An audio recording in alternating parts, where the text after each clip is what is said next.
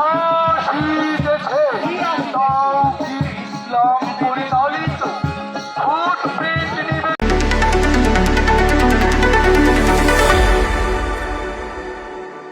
সারা আমরা খুবই ভালো পাচ্ছি, সবাই খুব আনন্দের সাথে সিনেমাটা নিচ্ছে।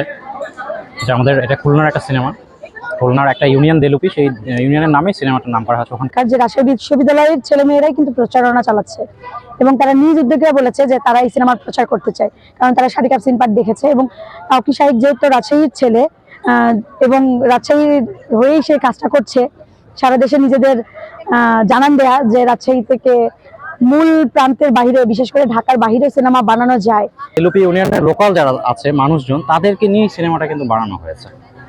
সো এটা একটা ডিফারেন্ট থিং, যেটার কারণে হয়তো দেখতে ইচ্ছে করতেছে অনেকের।